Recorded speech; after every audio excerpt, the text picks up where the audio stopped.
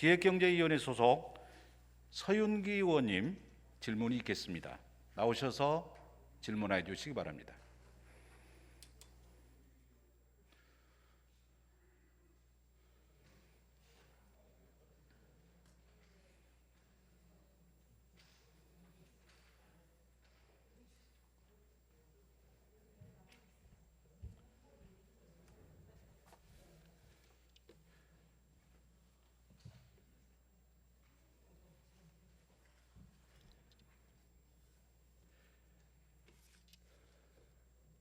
안녕하십니까. 관악구 봉천동 출신 서윤기 의원입니다. 기획경제위원회 소속으로 의정활동을 하고 있습니다.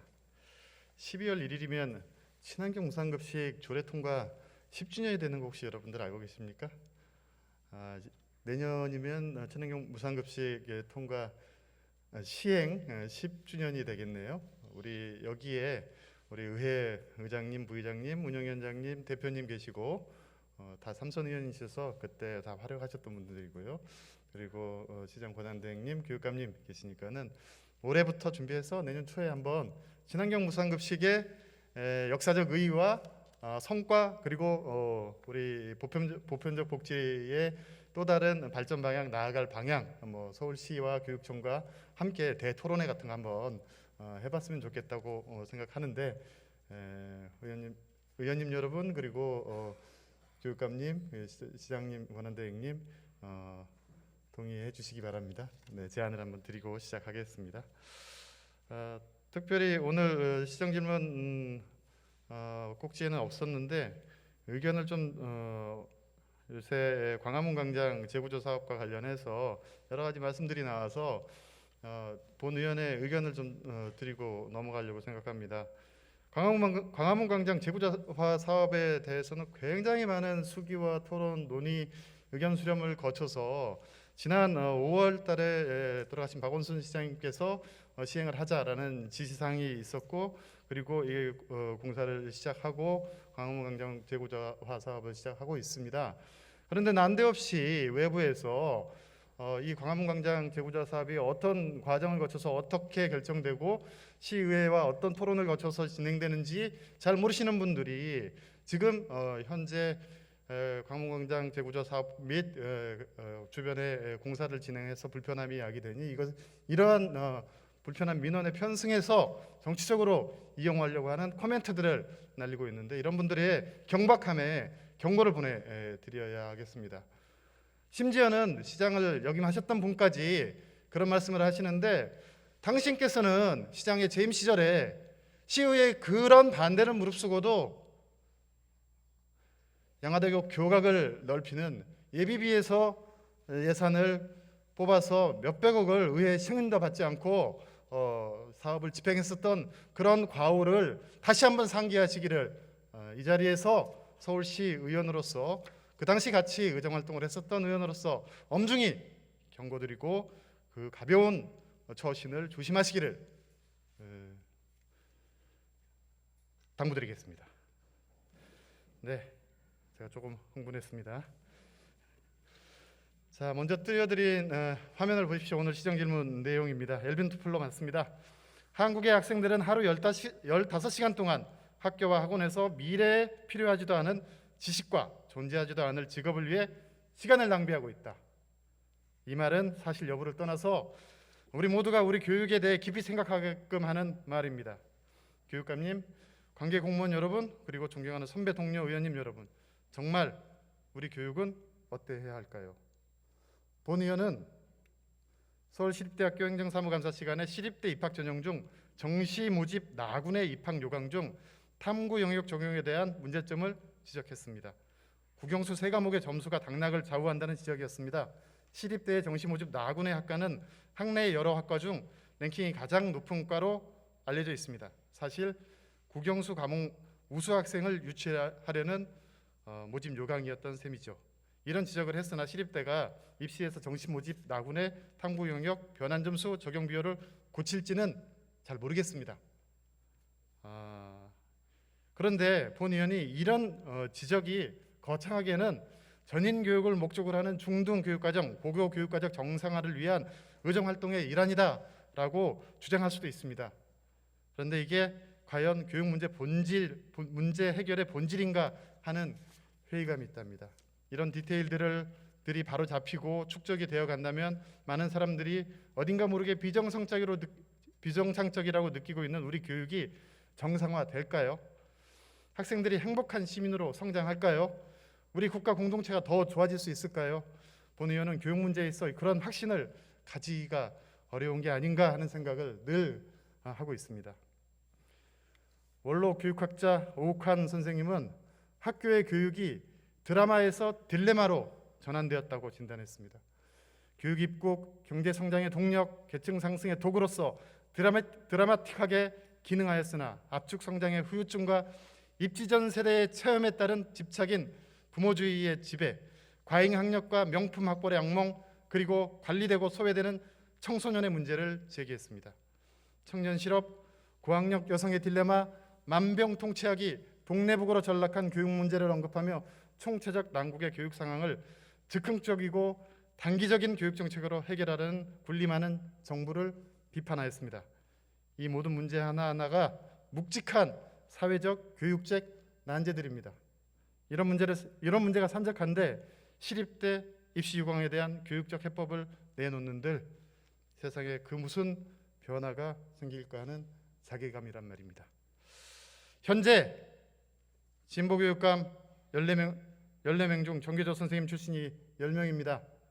직선제 교육감을 선출한 2010년 이래 2명에서 2014년 8명, 2018년 10명으로 늘어났습니다. 그러나 현실은 어떻습니까? 지금 이야기한 교육적 문제들을 고치기 위한 해법이 단 하나라도 제자리를 찾아가고 있나요? 앞서 동료 의원님들께서 제안하신 학급당 학생 수 20명도 좋은 제안이고 교육 재정의 안정화를 위해 서울시의 법정, 비법정 전출금 등의 비율 조정도 좋습니다. 평생학습 시대의 교육 시스템 정비도 꼭 필요한 사항들입니다. 학생 수가 줄어든다고 교원을 감축하고 예산을 감액하려는 기획재정부의 재정 운영 원칙에 반대하는 국회의원님들의 눈물겨운 교육 편들기도 적극 찬성합니다. 친환경 무상급식, 고교 의무교육 확대, 혁신학교, 혁신교육지구 사업 등 모두 다 중요하고 꼭 지켜져야 할 사업들입니다. 그러나 본 의원이 다시 1986년 한 학생이 남긴 행복은 성적순이 아니잖아요 라는 말을 상기합니다. 86년 1월에 중3의 나이로 세상을 떠난 친구입니다. 사실 본 의원과 같은 나이일 가능성이 큽니다. 본 의원도 86년 1월에는 중3이었거든요. 지금 만 50세입니다. 이름 모를 제 또래 친구의 외침이 이 시대에도 지금 이 시간에도 유효합니다. 행복은 성적순이 아니잖아요. 그 많은 세월이 지났는데도 세상의 사람들이 바뀌었는데도 이 명제가 아직도 마음을 무겁게 짓누르고 있는데 교육감님 어떻습니까? 학생에게 행복은 무엇이고 인간에게 행복은 무엇일까요? 우리는 진정 학생들이 공동체에서 일생을 행복하게 살아갈 수 있는 그 무엇을 가르치고 있을까요? 학생들은 학교에서 스스로의 탁월함을 이끌어낼 수 있는 학습을 하고 있는 걸까요? 또 다른 원로 교육학자 한준선 선생님은 그의 900페이지가 넘는 행복이라는 저서의 첫 문장에 이렇게 썼습니다. 배우기를 멈춘 자는 한 번도 자기 삶에서 행복해지기를 원하지 않는 사람입니다. 다시 말해서 자기 삶에서 단 한 번이라도 행복해지기를 원하는 사람이라면 도저히 배우기를 멈출 수 없다는 말입니다. 학생들이 행복해지기를 원합니다. 그러나 35년 전과 같이 지금도 학생들이 배우기를 멈추고 삶까지 스스로 멈춥니다. 우리나라 2020년 청소년 통계 2018년 수치입니다. 이 통계에 의하면 8년째 청소년 사망 원인 1위가 자살이라고 합니다. 27%는 우울감을 경험했고 여학생은 34%에 이릅니다. 3명 중 1명입니다. 작은 숫자가 아닙니다. 3명 중 1명입니다. 특히 13세에서 19세의 학생들 중 학교 성적과 진학 문제 때문에 자살 충동이 있었다는 비율이 가장 높게 나타납니다. 그리고 친구나 동료들과의 불화 및 따돌림 때문입니다. 학교와 교육의 문제일 가능성이 크지요. 교육운동은 이런 교육 모순을 극복하고자 시작했습니다. 참교육을 기치로 31년 17개 교육청의 14명이 이른바 진보교육감 시대입니다. 대세입니다. 무엇을 해야 할까요? 주류가 된 지금 운동이 아닌 교육 정책을 결정지을 수 있는 위치에 서서 우리는 무엇을 하고 있습니까? 우리가 할 수 있는 일을 하면 좋겠습니다. 당장 입시와 직업 교육 체제를 독일의 교육처럼 따라할 수는 없잖아요. 또 대학의 1인당 교육비를 동일한 수준으로 끌어올릴 수도 없고요. 우리가 할 수 있는 일을 하기를 제안합니다. 구체적인 제안을 하기 전에 몇 가지 질문 드리겠습니다. 교육감님 앞으로 나와주시기 바랍니다.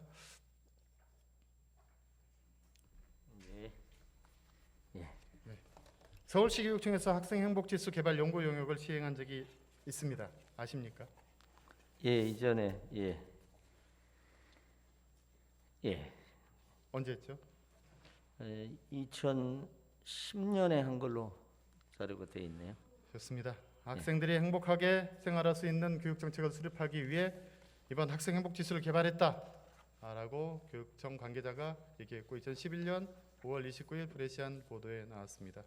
구체적으로 살펴보면 2010년 11월에 결제를 하고 2010년 12월부터 2011년 5월까지 5개월 동안 중등교육정책과에서 용역을 시행합니다. 사단법인 한국재정분석연구원이 수행했고요. 예산은 3천만 원이 들었습니다.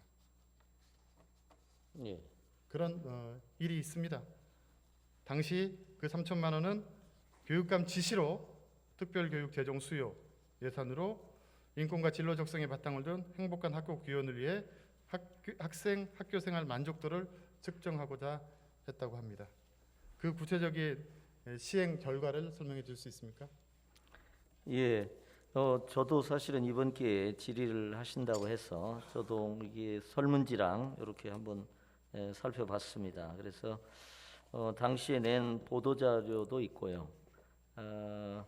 서울시교육청이 이제 학생 행복 지수를 개발해서 그걸 가지고 조사를 해서 학생들의 행복 수준을 이렇게 조사한, 그리고 초등학교하고 중고등학교가 약 30문항 정도 되는데요. 그걸 가지고 여러 측면에서 학생들의 그 행복을 측정해서 당시에 발표하는 그런 상황이었습니다.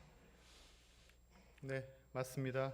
그렇게 교육청에서 적극적인 행복지수 조사 사업을 진행했습니다. 강노현 교육감님 시절입니다. 2년간 4번 조사했습니다. 조사 대상은 초등학교 5학년, 6학년, 중고교생 전수조사를 했습니다. 예산은 2012년 8,651만 6천 원, 2013년 2,135만 7천 원, 2014년에는 1,725만 원이었는데 2014년에는 시행되지 않았습니다. 세월호를 핑계대고 있었는데요. 사실은 세월호 때문이 아니라 하기 싫었을 겁니다. 교육감이 바뀌었죠. 어떤 문제점이 있던가요? 문제점은 뭐 그렇게 크게 발견하지는 못한 것 같고요. 여러 가지 이제 학업 성적과 자치 활동에 대한 만족도는 낮고 교우 관계에 대해서 만족도는 뭐 예컨대 상당히 약간 높은 이런 것도 나오고, 가정의 사회경제적 배경이 또 영향 미치는 것도 얘기하고, 꽤 흥미로운 결과들이 나온 것 같습니다. 학교 생활 만족도, 가정 생활 만족도 이런 식으로 약간, 그리고 자기 스스로에 대한 만족도, 크게 보면 3가지 영역으로 나눠 가지고 학생들의 행복 만족도를 이렇게 측정한 그런 걸로 되어 있습니다. 교육청에서 이 사업을 4번 조사를 실시하고 그만둔 보고서를 보면은 행복지수 측정이 어렵다라고 적시를 했습니다. 그리고 그 어려운 이유가 초중고등학교 학생 전수조사로 학교 업무 부담이 가중이 되고요. 학교 대상 설문조사 측정으로 같은 말인데 학교 대상 설문조사 측정으로 학교가 부담을 가진다. 네. 무슨 얘기인지 아시겠죠? 예. 행정적 어려움이 있다 이거예요. 간단하게 말해서. 그리고 행복지수 측정 결과 활용이 어렵다. 5점 만점 전체 평균 결과를 포함해서 거의 모든 세부 영역에서 3.5점 이상의 높은 점수 때 결과가 지속적으로 나온다. 교육환경, 정책 개선 등에 활용하기 어렵다. 이렇게 답을 하더라고요.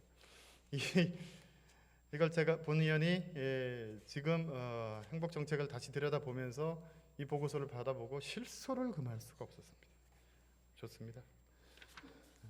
하여튼 이 정책은 그렇게 2014년에 소리 소문 없이 폐기됩니다. 본 의원은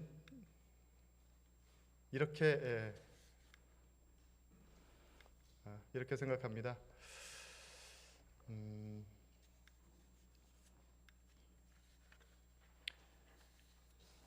이 정책이 첫 설계부터 너무 연구 중심적 설문조사에만 추진했다. 연구자들 중심으로 궁금한 거 그냥 알아보는 수준이었다. 두 번째, 교육 당국자가 생각하는 학생의 학교 생활 만족도 조사에만 그쳤다. 예. 그리고 세 번째, 전문 리서치 연구 기관을 통한 과학적 표본 추출에 의한 방식이 아닌 전수조사 방식을 택하고 학교 재주체에 저항감을 준 것이다. 예, 그런 점. 지금도 이제 전수조사는 그렇게 많이 하지는 않습니다. 이전과 좀 상황이 달라져서. 또 우리나라 교육의 특수성을 감안하지 않고 유니세프나 피사의 행복도 지수, 웰빙 지수 범위에서 크게 벗어나지 않으려는 경향성을 가지고 설문문항 지표를 개발했다. 다섯 번째, 응답 경향이 중간값으로 쏠리지 않도록 정교하게 설문문항을 설계하는데 실패했다. 학생들이 말이죠, 여럿이 모여가지고 전수조사할 때 한꺼번에 쫙 나눠주면요, 야 3번 쭉, 5번 쭉 이렇게 해요. 성적이 올라가는 것도 아니고 말입니다. 이런 상황들 다 통제도 안 되고요, 예측도 안 하고 굉장히 무성의하게, 그리고 이 설문 내용이 무슨 내용인지도 잘 모르는 학생들에게 사전 충분한 인지도 없이 설명 없이 설문을 했었다는 거죠. 전수조사라는 게 그런 겁니다. 엉터리라 얘기예요.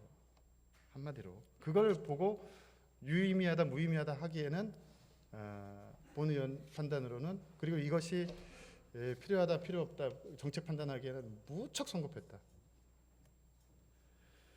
서울시 교육청이 책임져야 할 구체적 정책 활용 지표가 설문 문항에 포함되지 않았다.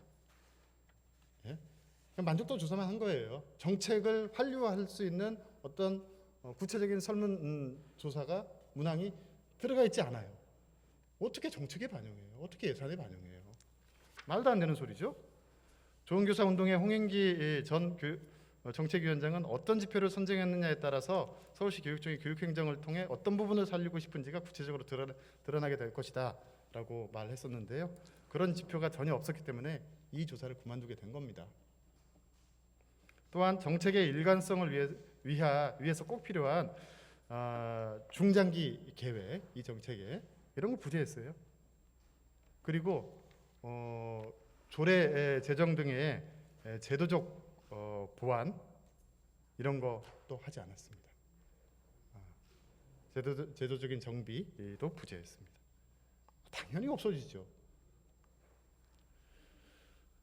한편 2013년부터 교육과정평가원은 국가 수준 학업 성취도 평가의 학교 생활 행복도를 평가하고 있습니다. 그간 학생들의 학교 생활 행복도가 꾸준히 증가하고 있었습니다. 진보 교육관님들의 성과라고 여겨도 좋을 듯한데요. 학생들의 인권과 학교 생활 만족도가 신장되고 있기 때문입니다. 그런데 그 당시 2014년에 새로운 교육감님이 오셨죠. 새로운 교육감님이 전임 교육감님이 특교를 추진하는 사업이기 때문에 이런 특별한 성과도 없고 학교에 부담 주고 하니까 이게 폐기해버린 거예요. 충분한 고민하지 않고. 교육학적 양식이나 어떤 경험이나 이런 부분에 있어서는 그 새로운 교육감 굉장히 깊이 있는 분이신데 이런 정치적 판단 실수를 하신 겁니다. 아까 말씀드린 바대로 진보 교육감님 온 다음에 행복도 만족도가 조금 올라가긴 했습니다. 그렇지만 교육과정평가원의 학생생활 행복도 역시 단순한 만족도 평가에 그치고 있고요. 구체적인 교육정책 환류와 예산 편성 등에 이르지 못하고 있어요. 피사의 조사에 의하면 우리나라 청소년의 웰빙 지수, 삶의 만족도는 최하위입니다. 아직도. 익히 알다시피 학업 성취도 평가는 상위권을 차지하고 있습니다. 본 의원 대표 발의 서울시정에도 시민행복조례가 제정되었습니다. 최근 서울의 행복위원회가 가동되어서 서울시에 맞는 행복지표 선정을 위한 활동을 열심히 하고 있습니다. 사실 한국과 서울도 시민의 행복을 중심으로 정책이 만들어지고 환류되고 있는 실정은 아직 아닙니다. 유엔 등의 국제 비교에서도 우리나라의 행복 지수는 매우 낮다는 걸 확인할 수 있습니다. 우리 부시장님도 권한대행님도 좀 자세히 들으셔야 됩니다. 행복 정책을 추진하려면은 큰 저항에 부딪히곤 합니다. 추상적이고 주관적인 행복을 지표로 만들 수 있느냐, 혹은 부탄같이 못 사는 나라에서나 하는 게 아니냐 하는 질문입니다. 여러 의원님들도 마찬가지 그런 질문을 먼저 하게 될 겁니다. 그러나 유엔이 만든 월드 해피니스 리포트 세계 행복 보고서에서는 행복은 정책 수립과 공공예산 지출을 평가하기 위한 훌륭한 기준이라고 선언하고 있습니다. 교육 정책도 마찬가지입니다. 또 행복 지표 조사 결과에 따라 취약 분야, 취약 계층, 취약 지역이 도출되므로 정책 우선순위를 가릴 수 있고 행복 지수 개발이 효율적인 공공예산 집행에로 도움이 됩니다. 효과성뿐만 아니라 효율성도 도움이 된다는 얘기입니다. 서울연구원 보고서입니다. 보시는 바와 같이 OECD뿐만 아니라 선진 각국 지방 정부에서도 행복 지표를 활용해서 정책을 수립하고 있습니다. 글자가 작아서 잘 보이나요? 이 나라들입니다. 그리고 여기에 지방 정부들이 있죠. 정부의 행복부를 신설한 국가도 있습니다. 어딘가요? 아랍에미레이트인가요? 그리고 뉴질랜드, 스코틀랜드, 아이슬란드는 국가 단위로 행복 예산을 도입하고 있습니다. 바야흐로 GDP 시대에서 GNP, GNH로 가는 것입니다. 국민 총생산 시대에서 국민 총행복 시대로 가는 겁니다. 성장에서 행복으로 가는 것입니다. 헌법 10조의 국민 행복 시대로 가는 것입니다. 서울시는 이미 지표 개발을 시작했습니다. 서울시 교육청도 교육 정책의 패러다임을 학력, 성적에서 행복으로 바꾸는 것은 어떻습니까? 예. 뭐 저희는 이제 혁신 교육이라고 표현합니다만은 이것의 궁극적인 목표는 학생들의 행복이죠. 예, 궁극적으로는. 네, 그렇게 오히려 말씀드릴 수 있을 것 같습니다. 좋습니다. 행복을 지향하는 혁신 교육은 뭐 어떻게 보면 우리들이 공감하고 전제하는 그런 점이 아닐까 싶습니다. 네. 서울시 교육청의 교육 정책이 학생과 학교 구성원의 행복을 향하도록 입법을 적극 추진하기를 강력히 촉구합니다. 수많은 변화와 발전이 있었습니다. 그러나 정작 교육의 큰 물줄기가 바뀌었는지 다시 한번 돌아봐야 합니다. 적어도 지금은 다시 시작하는 마음으로 성찰하고 돌아봐야 할 때가 아닌가 생각합니다. 인구 구조가 바뀌고 기술 발달에 따른 문명사의 대전환이 광속의 속도로 다가오는 시대입니다. 이제라도 시작하고 준비하고 진지하게 고민해야 하겠습니다. 드라마가 딜레마가 된 교육, 이제 바꾸기 위해 나서기 바랍니다. 교육감님이 맨 앞에 서주시기 바랍니다. 예. 말씀드릴까요? 네. 예. 어쨌든 이렇게 감사드리고요. 이렇게 학생들의 행복이라고 하는, 저는 행복이라는 게 우리들이 지향하는 교육개혁이나 교육혁신이 진정으로 학생들에게 어떻게 영향을 미치고 있는지를 비춰보는 하나의 거울로 저는 중요한 의미를 갖고 있다고 생각을 하고요. 지금 작년에 이제 아까 잠깐 말씀하셨지만 서울특별시 시민 행복 증진 조례가 있고 또 거기에 이제 시민 행복 지수가 있기 때문에 그거하고 연관 속에서 조금 요걸 점검을 해볼 필요가 있겠다고 제가 생각을 했고요. 특별히 이제 이게 한 10년 지금 거의 지나고 있기 때문에 그 당시 그거하고 지금의 상태를 학생들이 어떨까 한번 일단 여러 가지를 점검하는데 한번 일단 이번에 그 문항을 그냥 그대로 가지고 한번 조사를 해볼 수도 있겠다. 일단 점검을 하기 위해서 이런 생각도 제가 일단 하나 해봤고요. 이제 그동안 한 10년 동안 여러 가지 이제 일종의 좀 다양한 일종의 만족도 지표들이 이게 조사들이 조금 있습니다. 예를 들면 일반고 전성시대 만족도 조사, 급식 만족도 조사 이렇게 쭉쭉쭉 있는데요. 그래서 이제 그런 것까지 또 이제 인권 지표나 민주주의 지표도 어느 지점에서 이렇게 맞닿는 지점들이 있거든요. 그래서 그런 것들을 이번에 질의해 주신 걸 계기로 또 이제 유니세프의 행복 국제 비교 지표가 있는 걸로 제가 자세한 내용은 점검을 못 해봤습니다만 그래서 그런 것까지를 좀 종합적으로 한번 한번 점검을 한번 이번 기회에 하겠습니다. 긍정적인 방향에서. 네. 본 의원이 제안하는 것은 학생 및 학교 행복 조례를 만들기를 제안하는 겁니다. 그래야지 지속적이고 체계적이고 구체적인 행복 점검이 가능하고 그리고 예산까지 안정적으로 운영할 수 있다라고 확신하기 때문입니다. 그리고 그 행복 조례를 만들어서 행복 지표를 만들고 행복 지수를 확인해서 교육 정책에 한류하고 학생 행복 인지 예산, 학교 행복 인지 예산 실시할 수 있도록 해주시기 바랍니다. 그다음에 학생 행복 및 학교 행복 계획을 수립하고 매년 시행 계획을 수립해 주시기 바랍니다. 학생 행복과 학교 행복을 위한 행복위원회를 설치해서 논의하시길 바랍니다. 이를 위해 제도적 뒷받침을 세우고 이번 예산에 학생 및 학교 행복 연구와 지표 개발 위원회 운영 예산을 반영해 주기를 구체적으로 제안드립니다. 네, 감사합니다. 시간이 좀 남아서요. 한 가지 원고에 그리고 질의 요지에 없었던 질문을 하나 드리도록 하겠습니다. 어려운 구체적인 수치를 질문할 것은 아니기 때문에요. 예.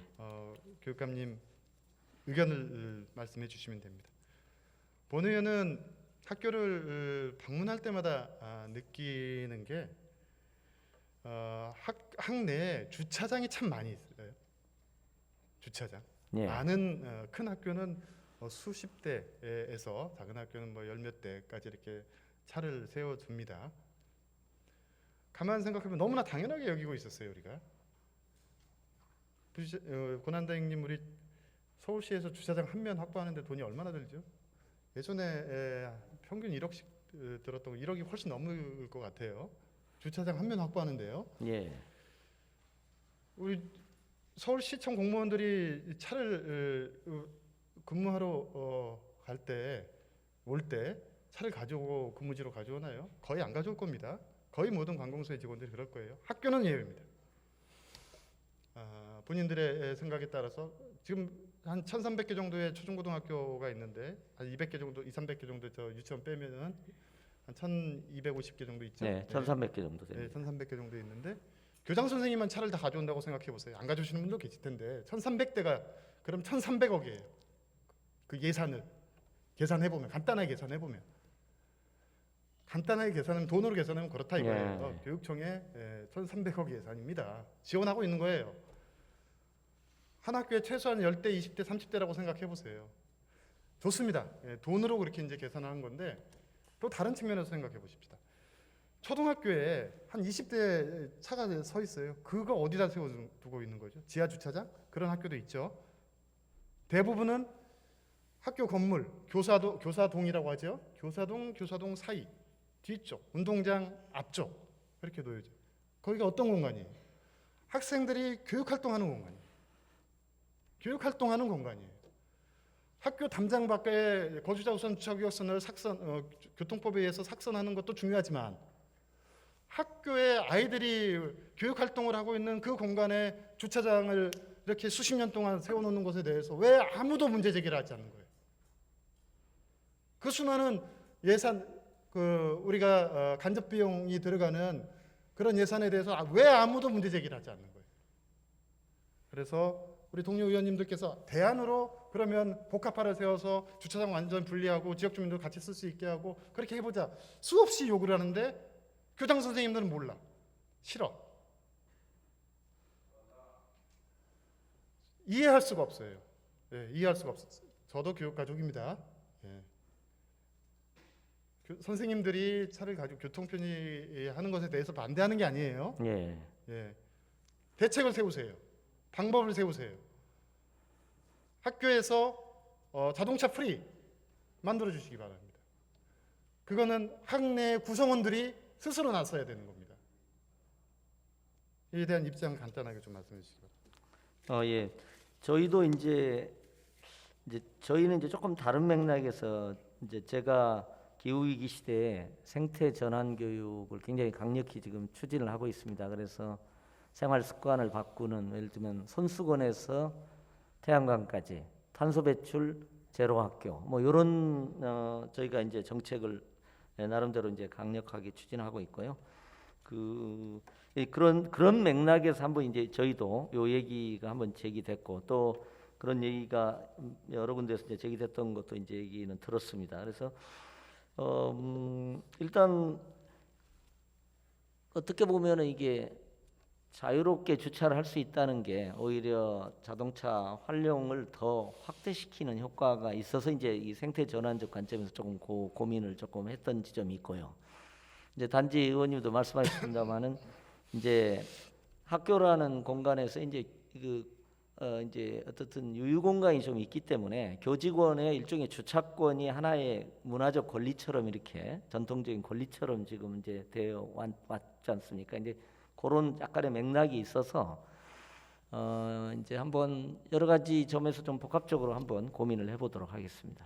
신중하게 답변하셔야 됩니다. 교장 선생님들이 교육감 답변을 왜 그렇게 했냐 하고 막 들고 일어날 수도 있기 때문에 하여튼 신중하게 답변해야 되고 이 부분에 대해서는 우리가 여러 가지 좀 내가 당장 답변하는 얘기 아닙니다. 이 부분에 대해서 우리가 교육자적 양심을 가지고 심각하게 고민해보자 이거예요. 제가 30년 전에 학교 다닐 때는 학교에 차 없었습니다. 교장 선생님들도 차 안 가지고 다니셨고요. 다 버스 타고 오시고 그랬었습니다. 근데 지금 이렇게 돌아봤을 때 이 부분에 있어서는 우리가 좀 고민해봐야 되겠다 이런 생각이 들어서 원교에는 없었고 시정 질문 요지에는 없었으나 예. 질문을 드린 거고요.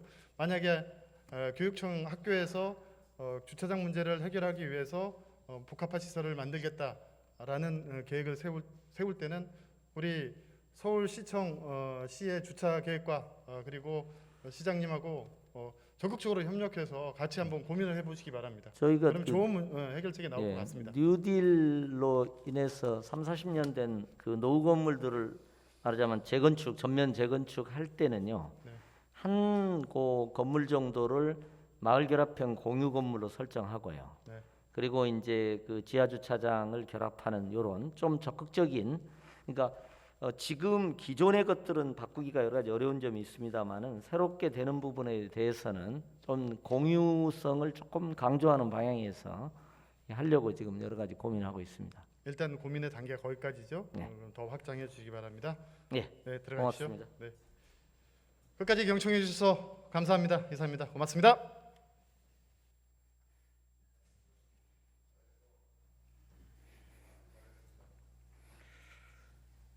전반기 운영위원장 서윤기 의원님 수고 많으셨습니다.